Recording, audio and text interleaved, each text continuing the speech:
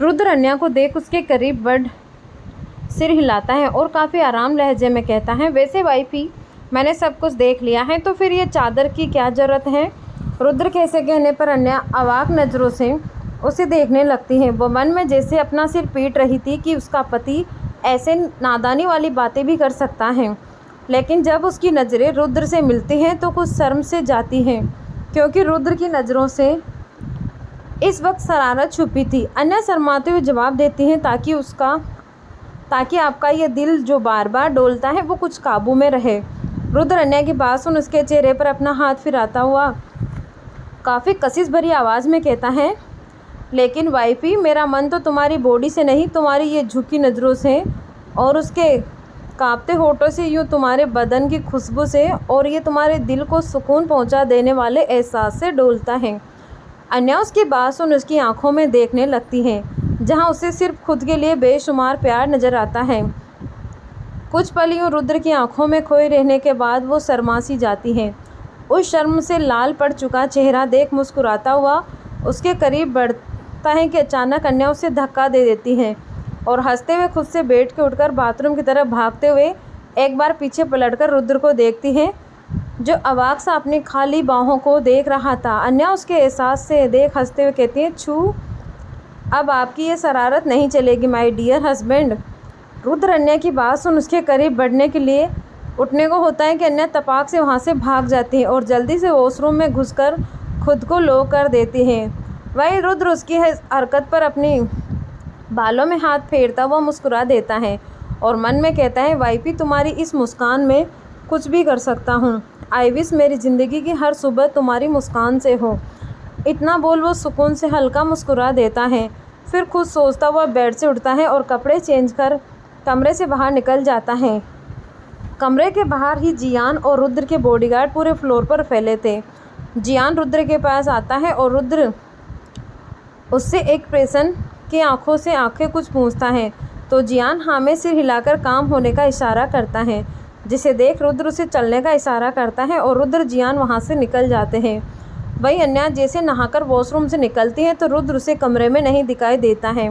वो चारों तरफ नज़रें घुमाकर उसे ढूंढती है तो उसकी नज़र ब्रेकफास्ट टेबल पर जाती है। अन्या उसके पास बढ़ चेक करती है तो सारे उसके पसंद के नाश्ते थे और एक रोज़ के साथ पेपर था। अन्या रोज़ को हाथ में लिए उसे प्यार से देखती है। वो रोज़ बिना कांटों का था। अन्या उसे चूमते उस पेपर को निकाल पढ़ने लगती हैं। उसमें रुद्र का ही मैसेज लिखा हुआ था, माय डियर वाइफी, जानता हूँ तुम्हारी सबसे पहली नज़र मुझे तलाश रही होगी, तो उन नज़रों को कुछ वक्त तक इंतज़ार करने को बोल दो।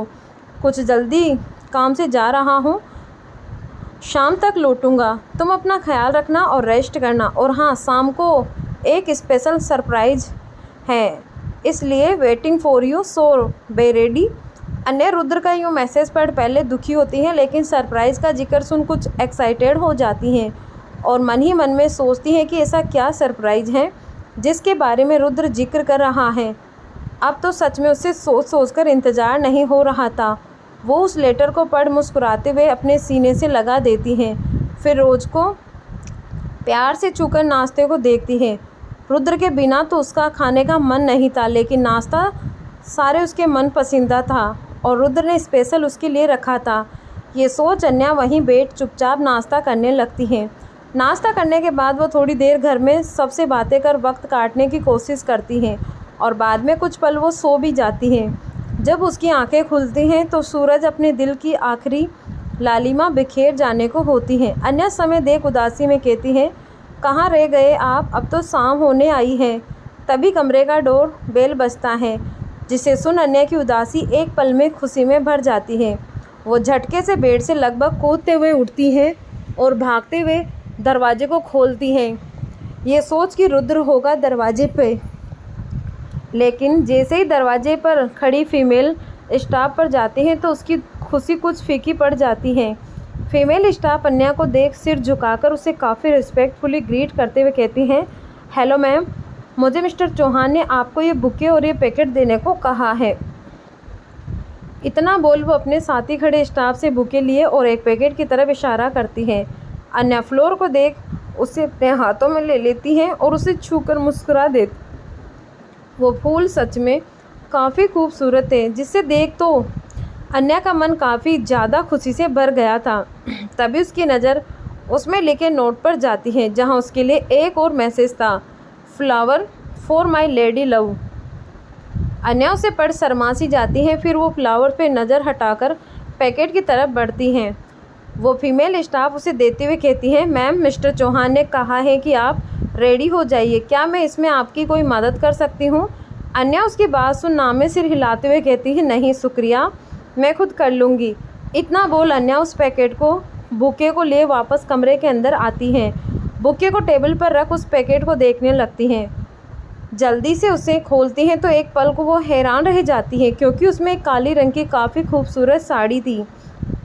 अन्या ने एक्सेप्ट नहीं किया था कि रुद्र उससे साड़ी भेजेगा, क्योंकि उससे लगा कि रुद्र शायद उसे कोई वेस्टर्न आउटफिट ही देगा। पर साड़ी देख अन्या सच में काफ़ी ज़्यादा हैरान होती हैं, लेकिन खुशी भी। वो उसे काफ़ी प्यार से छूते हुए देखती है और साथ ही रुद्र की ऐसी तैयारी देख वो काफ़ी एक्साइटेड हो जाती हैं अपने सरप्राइज़ के लिए। इसीलिए अन्या झट से तैयार होने लगती हैं और कुछ ही घंटों में वो पूरी तरह से तैयार हुए खुद को एक नज़र आईने में निहारने लगती हैं। उस काली साड़ी में अन्या काफ़ी हॉट एंड सेक्सी के साथ साथ एलिजेंट लग रही थी। साथ ही गले में डायमंड सेट और रुद्र के नाम का मंगलसूत्र उसमें 4 चांद लगा रहा था। मेकअप बिल्कुल सिंपल, क्योंकि उसका चेहरा पहले से रुद्र के प्यार में दमक सा रहा था। बालों को बिल्कुल आज़ाद छोड़ा हुआ था और साथ ही हल्का रुद्र के नाम का सिंदूर उसके लुक में जैसे कोई अलग ही कहर ढा रहा था। वो खुद को यूँ प्यार से निहार रुद्र का इंतज़ार करने लगी। तभी दोबारा डोरबेल बजता है, जिसे सुन अन्या के दिल की धड़कन काफ़ी बढ़ जाती है। वो खुद को संभाल कर जैसे ही दरवाज़ा खोलती है तो सामने उसकी आंखें कुछ छोटी हो जाती हैं, क्योंकि सामने और कोई नहीं था और नहीं कोई कॉरिडोर में उससे कोई नज़र आ रहा था। अन्या को लगा क्या कोई उससे साथ मजाक कर रहा है। ये ख्याल आते ही वो अपना सिर झटक जैसे ही जाने को होती हैं अंदर की ओर, उसकी नज़र एक काले गुलाब पर जाती है जो ठीक उसके दरवाजे के सामने रखा हुआ था। ये देख उसे काफ़ी अचंभा सा लगता है, क्योंकि काला गुलाब का मतलब उसके इस वक्त समझ से परे था। अन्या उससे उठाकर एक बार और आसपास नज़र घुमाकर देखने लगती है, पर अभी भी कोई नज़र नहीं आता उसे। अन्या ये देख सोचने लगती है कि क्या ये काला गुलाब रुद्र ने उसे भेजा है, पर इसका क्या मतलब हो सकता है और ऐसा क्यों भेजे।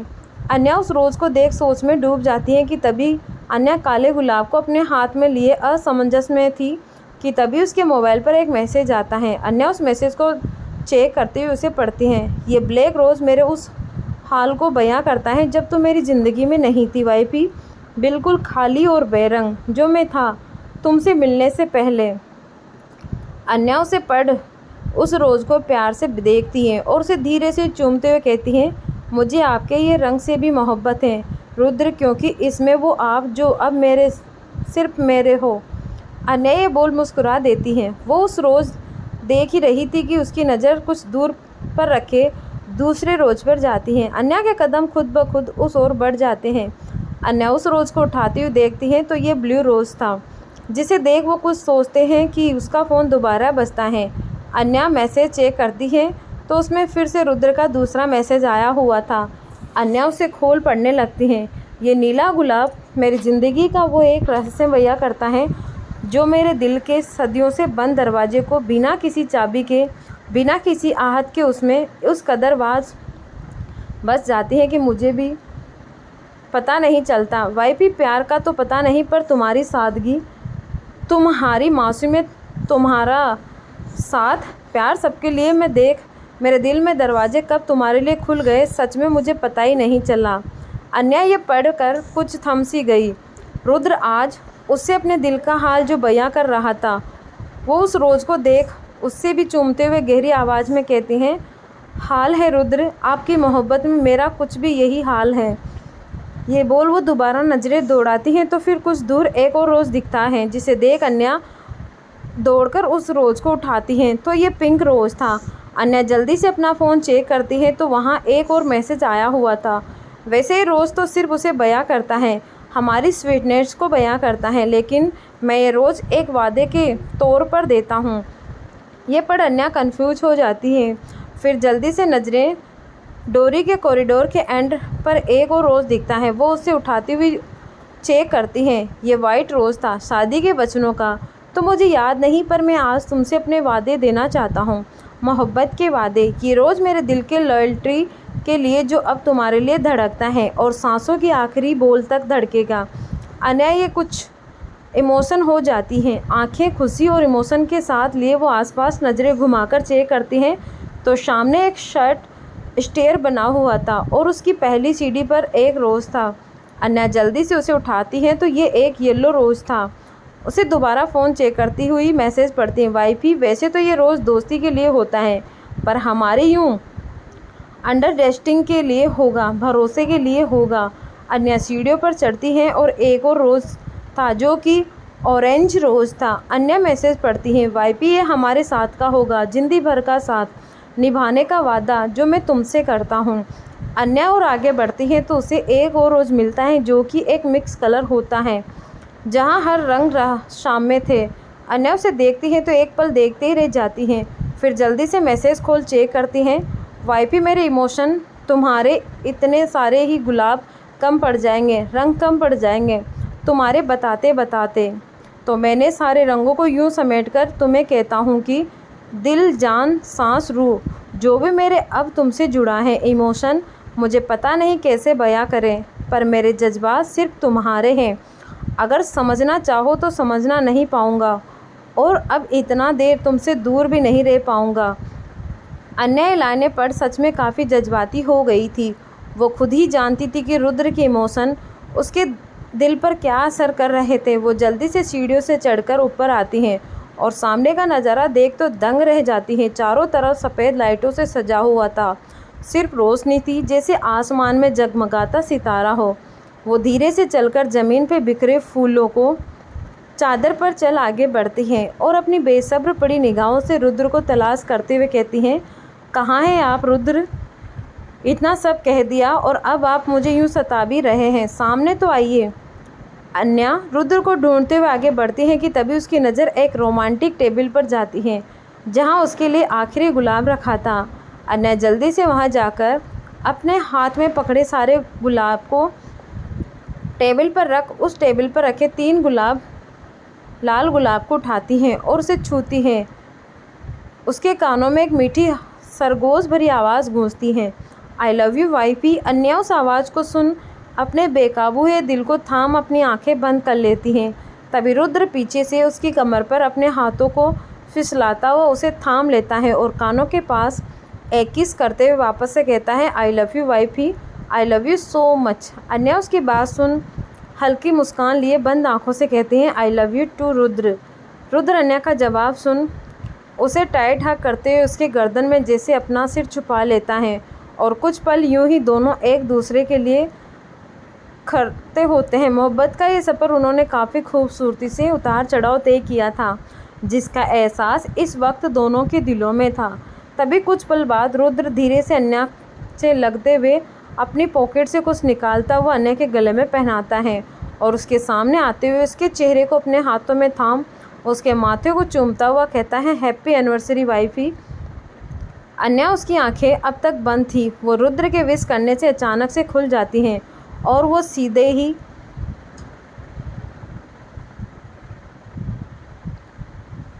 उसकी आंखों में देखने लगती है।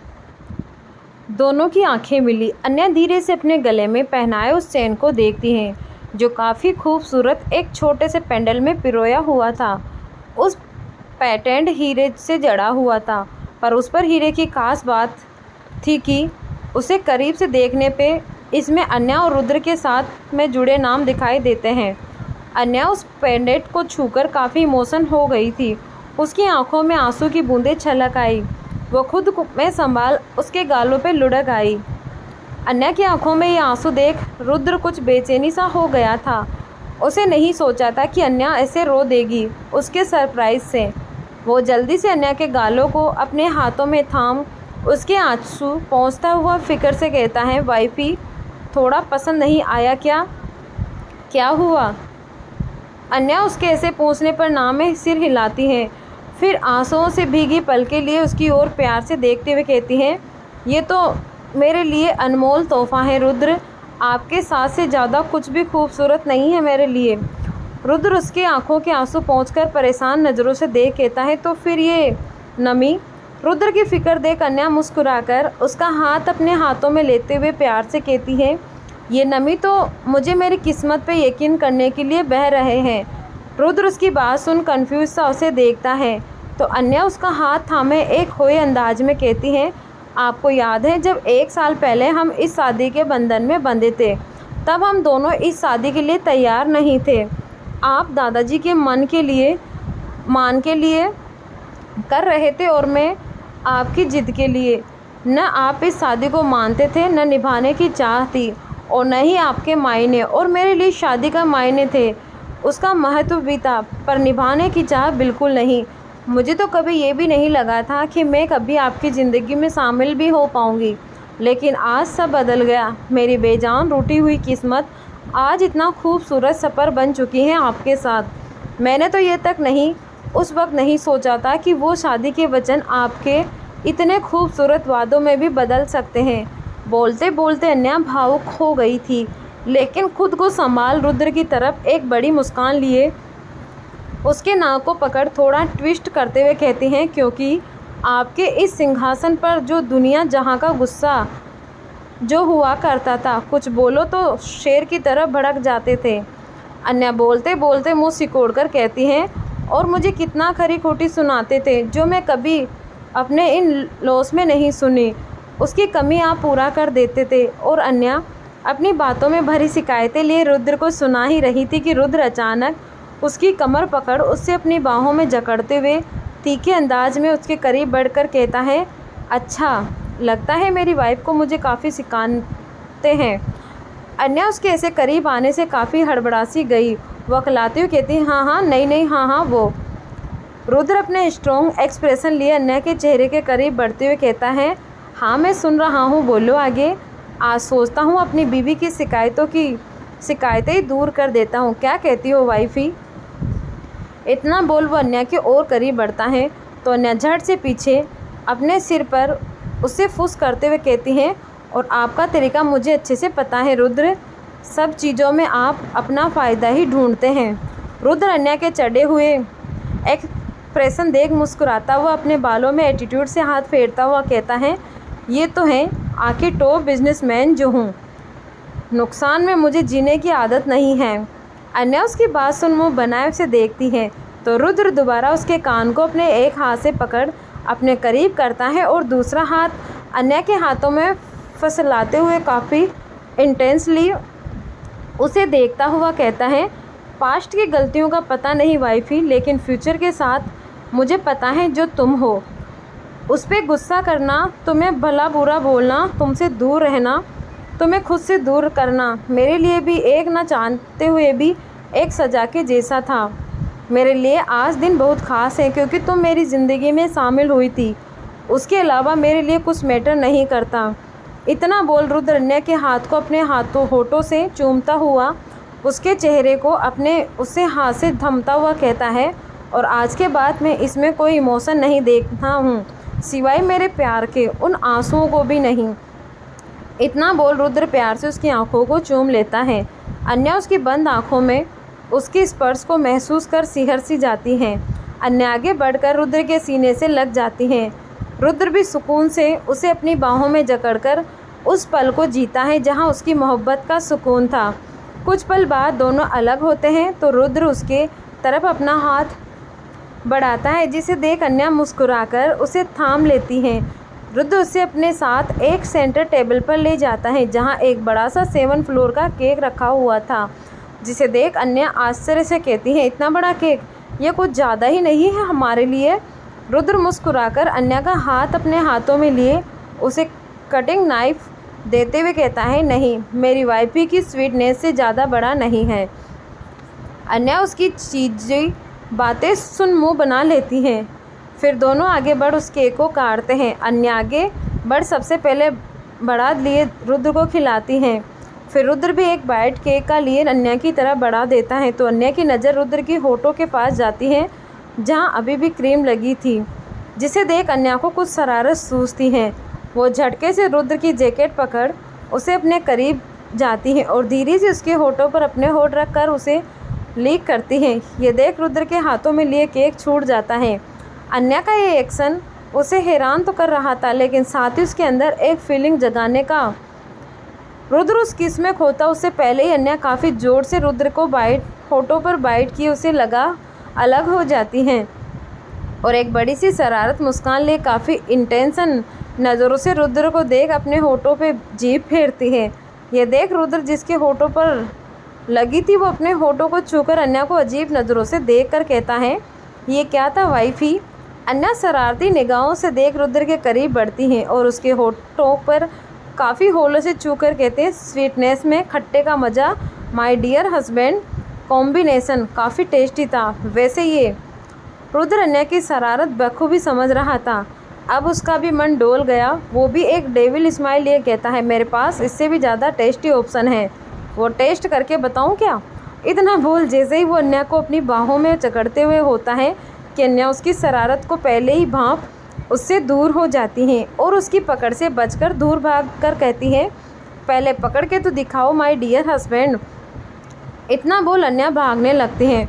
रुद्र उसकी इस हरकत को देख पहले तो मुंह चढ़ाता है, लेकिन फिर वो अन्या के पीछे भागने लगता है उसे पकड़ने के लिए। आज वैसे अन्या रुद्र को परेशान करने के मूड में थी। वो जैसे उसके करीब बढ़ उसे पकड़ने को होता तो अन्या अपनी एक आंख शरारत से विंग कर उसका ध्यान भटका देती और दोबारा भाग जाती। तो कभी उसके ऊपर रोज़ पेंटल्स फेंक देती तो कभी पर्दों में उसे उलझा सी देती। अन्या को ये कर काफ़ी मज़ा आ रहा था। वो खिलखिलाकर हंस रही थी अपनी जीत के लिए और रुद्र मन ही मन उसकी हंसी में खुश था। अपनी हार के साथ अंत में अन्या के पाँव उसकी साड़ी से लग फिसल जाती हैं, पर रुद्र वक्त से पहले ही उसे अपनी गोद में उठा लेता है और उससे ले जाते हुए कहता है, तो वाइफी अब क्या ख्याल है, अब टेस्ट करें नेक्स्ट ऑप्शन। अन्या उसकी बात सुन मुंह सिकोड़ देती है और नीचे उतरने का बोलती है, लेकिन रुद्र उसे नहीं छोड़ता और अपने साथ डाइनिंग टेबल पर ले जाता है और उसे चेयर पर बिठाता हुआ उसके पास वाले चेयर पर खुद बैठ जाता है और अन्या की आंखों में देखकर कहता है, पहले तुम डिनर कर लो वाइफी, उसके बाद में लूँगा अपने स्वीटनेस से भरे डिज़र्ट का मज़ा। अन्या उसकी बात सुन शर्मासी जाती है, क्योंकि आगे जो होना था वो हर बार उसके लिए एक सपने जैसा हुआ करता था। वो हर लम्हा उसके लिए नया एहसास ही होता था, जिसे सोचने भर से उसके पूरे बदन में एक हौल चाल सी मचने लगती थी। अन्या सोच मुस्कुराते हुए अपना सिर झटकती है और अपना हाथ आगे बढ़ाती हैं डिनर सर्व करने के लिए। तो रुद्र उसका हाथ रोक कहता है, वाइफी रहने दो, मैं करता हूँ। अन्या रुद्र की बात सुन उसे रोकते हुए कहती है, नहीं मैं कर लेती हूँ, आप रहने दें। रुद्र उसका हाथ अपने हाथों में लिए उससे प्यार से चूम कर कहता है, वाइफी साल के 365 दिन तो तुम्हें यही सारे काम लिए हैं, वो भी सबके लिए, तो आज तुम सब से एंजॉय करो, काम नहीं। वैसे इतना बुरा भी सर्व नहीं करता हूँ मैं। इतना बोल रुद्र मुस्कुराते हुए अन्या की प्लेट में डिनर सर्व करता है और अन्या अपने हाथों को टेबल पर रख प्यार से रुद्र को अपने लिए सब करता देख निहारने लगती है। वो इतना अट्रैक्टिव लग रहा था कि अन्या का दिल उससे एक नज़र देख ज़ोरों से 100 बार जैसे धड़कता हो। अन्या को इतना स्पेशल फील हो रहा था कि वो इस फीलिंग को अपने शब्दों में शायद ही नहीं बयां कर पा रही थी। शायद यहाँ शब्द चीज़ कम पड़ जाए। रुद्र का प्यार उसके लिए अब जैसे दुनिया भर का जहाँ था। अन्या रुद्र अपना स्पेशल टाइम एंजॉय कर रहे थे। 2 दिन में घर वापस लौट आते हैं। वो वक्त कितना खुशनुमा था। वो अन्या की आंखों की चमक और होठों की खुशी साफ साफ बयां कर रही थी। उसे जैसे सब मिल गया हो और अब किसी भी चीज़ की चाह नहीं हो। इतना सारी खुशियाँ पाने के बाद शायद उसने कभी अपने सपने में नहीं सोचा था रुद्र का प्यार उसे जैसे बादलों की सैर करा रहा हो। रुद्र भी खुश था और अन्या भी अपनी लाइफ में आने की वजह से काफ़ी बदल भी रहा था। अब वो फैमिली के साथ वक्त बिताने के साथ साथ छोटी छोटी खुशी में शामिल भी होता था, जहां उसका परिवार काफ़ी खुश था। घर वापस आने के बाद रुद्र कुछ थोड़ा बिजी सा हो गया था, क्योंकि 1 महीने के बाद काफ़ी बड़े बड़े प्रोजेक्ट उसके सामने थे, जिसके लिए वो काफ़ी सीरियस था। ऐसे ही कुछ दिन हंसी खुशी सबके बीत रहे थे। वहीं दिव्यंका रुद्र के ऑफिस में ढेर महीने से काम कर रही थी, पर जैसे उसे रुद्र की शक्ल भी ईद के चांद की तरह कभी कभी ही झलक आती। रुद्र के केबिन का फ्लोर ऊपर था तो दिव्यंका का डिपार्टमेंट थोड़ा नीचे, और वहाँ एक आम एम्प्लॉय थी। इसीलिए जब भी कोई मीटिंग हुआ करती तो डिपार्टमेंट के हेड की जगह कोई आम एम्प्लॉय नहीं होता, और न ही आम एम्प्लॉय रुद्र के फ्लोर पर जा सकता था। ये सारी बाउंडेशन दिव्यंका को उसके मकसद से काफ़ी पीछे खिसका रही थी। उसे समझ नहीं आ रहा था कि वो कैसे रुद्र की नज़रों में भी आए। वो बस एक मौके की तलाश में बैठी थी, और शायद किस्मत आज उसे वो मौका देने के फिराक में थी। दिव्यंका अपने डेस्क पर बैठी अपने नेल्स को आराम से पेंट कर रही थी कि तभी एक पियोन उसके पास आता हुआ कहता है, मैम आपको मैनेजर साहब ने अपने केबिन में बुलाया है। इतना बोल पियोन तो वहाँ से चला जाता है, पर दिव्यंका का मुंह बन जाता है। वो मुंह चढ़ाए मन में कहती है, अब इस बुढ़े वियस को भी क्या चाहिए, जब देखो एक झूठी मुस्कान लिए रहना पड़ता है। हो गॉड, ये सब कितना टॉर्चर है मेरे लिए। मुझे अब नहीं लगता ये बुढ़ा मुझे मेरे मकसद को पाने में कभी कोई हेल्प कर सकता है। मुझे कोई और ही तरीका ढूंढना होगा, पर फिलहाल चल के देखती हूँ क्या आफत आ गई है इस बुढ़े को। इतना बोल दिव्यंका अपने हाथों के नेल्स पेंट को फूंक मार सुखाती हुई वियांश के केबिन की तरफ मटकते हुए बढ़ती हैं। केबिन नोकर वो अंदर आती है तो सामने मिस्टर वियांश को परेशान में कहीं जाने की तैयारी करते हुए देख उसकी भौहें छड़ जाती हैं। वो आगे बढ़ते हुए पूछती हैं, sir are you alright. Mister Viaan को परेशानी भरी नज़रों से दिव्यंका की आवाज़ सुन उसकी तरफ देखते हुए कहती हैं, नो मिस दिव्यंका, एक प्रॉब्लम हो गई है, आपको मेरे लिए मेरा एक काम करना होगा। ये सुन तो दिव्यंका का मुंह सड़ जाता है, क्योंकि काम का नाम सुन उससे सच में उल्टी आती थी, पर वो ये बात जान नहीं सकती थी। इसीलिए वो झूठी मुस्कान के साथ पोलिट आवाज़ में कहती है, नॉट ए अलॉट सर, आपका काम करना तो मेरे लिए कुछ नया सीखने के जैसा होता है, आप बताइए।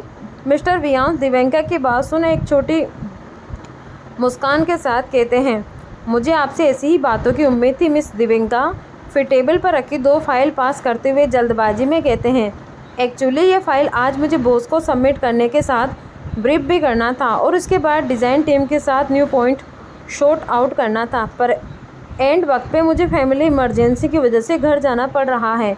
एक्चुअली मेरी वाइफ की डिलीवरी होने वाली है, जिसमें कुछ कॉम्प्लिकेशन हैं, और मेरा जाना ज़रूरी है। तुम्हारे अलावा ये सारी टर्म सिर्फ मेरी असिस्टेंट पूजा को ही पता था, पर आज 2-3 दिन की छुट्टी पर है, ये काम आज के आज होना ज़रूरी है। तो अब मेरी लास्ट आप ही हो तो मिस दिव्यंका, मेरी रिक्वेस्ट है कि आप मेरी जगह आप मीटिंग को लीड कर दीजिएगा। मिस्टर वियान की रिक्वेस्ट सुन तो दिव्यंका एक पल को दंग रह गई, क्योंकि उनकी रिक्वेस्ट तो दिव्यंका के लिए जैसे कितने वक्त का इंतज़ार था। वो खुशी से भर जाती हैं, पर मिस्टर वियांश के सामने अपनी खुशी को न जाहिर करते हुए मुस्कुराकर कहती हैं, सर ये तो मेरे लिए बहुत बड़ी अपॉर्चुनिटी है, इसमें रिक्वेस्ट की क्या बात है, आप बेफिक्र हो जाइए, मैं सब संभाल लूँगी। एक रहस्यमय मुस्कान के साथ, शिकायतों का मौका नहीं दूंगी। और आपको मिस्टर वियांश जो काफ़ी हड़बड़ी में थे, वो दिव्यंका के लहजे के उत्तर चढ़ाव को नज़रअंदाज करते हुए जल्दी से फाइल के साथ अपने ड्राइवर से एक कार्ड निकाल उसकी तरफ बढ़ाते हुए कहते हैं, थोड़ ग्रेट मिस दिव्यंका, ये मीटिंग कार्ड ये शो कर दीजिएगा आप मिस्टर अमन को, और मैं पर्सनली उन्हें कॉल कर इन्फॉर्म भी कर दूंगा कि आप सब हैंडल कर लेंगी।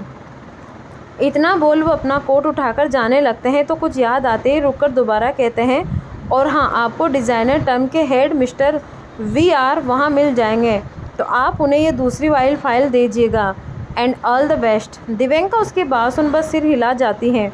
मिस्टर वियान जल्द से जल्द वहाँ से निकल जाते हैं। उसके जाने के बाद दिव्यंका उस कार्ड को उठाकर हवा में लहराते हुए कहती हैं, ओह, तो ये है मेरी किस्मत की चाबी जो आज मेरे इतने लंबे इंतज़ार के बाद हाथ आई है। इतना बोल दिव्यंका हंसने लगती हैं और अपने बालों को संवार कर कहती हैं, so mister Rudra Rai Chauhan, wait for me today, you see heaven a my arms. इतना बोल वो मुस्कुराते हुए केबिन से निकल जाती हैं। दिव्यंका के पाँव जैसे ज़मीन पर नहीं ठहर रहे थे। आज फाइनली मौका खुद चलकर उसके पास आया था, रुद्र की राह का। दिव्यंका जल्दी से वॉशरूम जाकर पहले खुद को संवारती हैं। फुल मेकअप के साथ अपने पहने हुए स्कर्ट को थोड़ा ऊपर सिरकाती हैं और साथ ही अपने शर्ट के ऊपर के एक बटन खोल खुद को किसी भी मर्द को रिझाने के काबिल बनाती है। दिव्यंका की पर्सनालिटी और उसकी अदाएँ काफ़ी थी किसी को भी अपना दीवाना बनाने के लिए। वो जल्दी से खुद को फाइल टचअप देकर वहाँ से निकल जाती है, पर जाने से पहले वो एक और काम करती है, जिसके बाद वो बेफिक्र हुए लिफ्ट में चढ़कर रुद्र के फ्लोर पर जाती है। आते ही उसकी चारों तरफ गार्ड्स के साथ बूढ़े गार्ड्स भी दिखते हैं, जिसे वो कार्ड दिखाकर दिव्यंका आराम से अंदर आती हैं और आसपास नज़रें दौड़ाकर सीधा रुद्र के केबिन की तरफ बढ़ जाती है और सीधा दरवाजे के पास खड़ी होकर खुद को एक नज़र संवार कर वापस से अपने शर्ट के दूसरे बटन खोलती हैं ताकि उसका चेस्ट काफ़ी हद तक विजिबल हो सके। पर जैसे दरवाज़ा लॉक करने को अपना हाथ बढ़ाती हैं कि तभी कोई पीछे से उसके कंधे पर हाथ रखता है, जिसे महसूस कर दिव्यंका कुछ हड़बड़ा सी जाती है, क्योंकि उसे लगा कि कोई उससे ऐसी हरकत करते पकड़ लिया हो। इसीलिए वो खुद के सीने को फाइल से छुपाते हुए पलटती हैं तो सामने अमन खड़ा था, जिसे देख वो एक फीकी सांस लिए उसे इग्नोर वाली नज़रों से देखती है। तो अमन काफ़ी कड़क लहजे में उसे देखकर कहता है, तुम यहाँ क्या कर रही हो? दिव्यंका एटीट्यूड भरे में लहजे में कहती हैं, क्योंकि उसकी नज़र में अमन एक मामूली एम्प्लॉय था। मैं यहाँ मिस्टर चौहान के साथ मीटिंग के लिए आई हूँ, मुझे मिस्टर वियांश ने भेजा है। ये सुन अमन अपनी भौहें चढ़ाकर उसे अजीब नज़रों से देखकर कहता है, लगता है मिस्टर वियांश ने अपने एम्प्लॉय को काफ़ी छूट दे रखी है कि उससे ये तक नहीं पता कि अपने बॉस को अपने नाम से नहीं ग्रीट करते। और रही तुम्हारे यहाँ आने की बात, तो मुझे मिस्टर वियांश ने इन्फॉर्म कर दिया है डिज़ाइनर टीम के हार्ड मिस्टर VR भी आने वाले हैं इस मीट में। जब तक वो आ नहीं जाते तुम वेटिंग एरिया में वेट करो, उनके आने के बाद मीटिंग शुरू होगी। ये सुन दिव्यंका का मुंह बन गया। उसे ऐसा लग रहा था कि जैसे उसके मुंह तक आया निवाला कोई उससे मुंह से छीन ले गया हो। वो काफ़ी नफरत और गुस्से वाली नज़रों से अमन को घूर रही थी। अमन उसके प्रेजेंस को इग्नोर कर जाने ही लगता है कि तभी उसे कुछ याद आता है और वो रुककर दिव्यंका को एक खाली नज़र देखकर कहता है, और हाँ एक बात और, बॉस के केबिन में जाने से पहले मुझे इन्फॉर्म करना होता है और कुछ रूल और रेगुलेशन फॉलो करने होते हैं। ये कोई तुम्हारी गलती है, चौपाटी ठेला नहीं जो कोई कभी कैसे भी मुंह उठाकर चले आए, इसीलिए बेहतर होगा नेक्स्ट टाइम ये बात याद रखना। इतना बोल अमन वहाँ से चला जाता है, जिसके बाद तो दिव्यंका का खून खोल जाता है। वो गुस्से में अपनी मुट्ठियाँ बींचते हुए कहती है, 2 टके के मामूली से असिस्टेंट की हिम्मत कैसे हुई मुझसे ऐसा कहने की? याद रखूँगी अपनी ये बेइज्जती और सूद समेत इसका हिसाब भी लूँगी। एक बार मुझे मेरे मकसद में कामयाब होने दो। चुन चुन के सारे इन कुतरों से मेरा नाम भी दिव्यंका राठी नहीं। इतना बोल दिव्यंका अपने पाँव पटकते हुए वेटिंग एरिया में बैठ जाती है। तो क्या थे दिव्यंका के मकसद, जानेंगे हम अगले भाग में। धन्यवाद।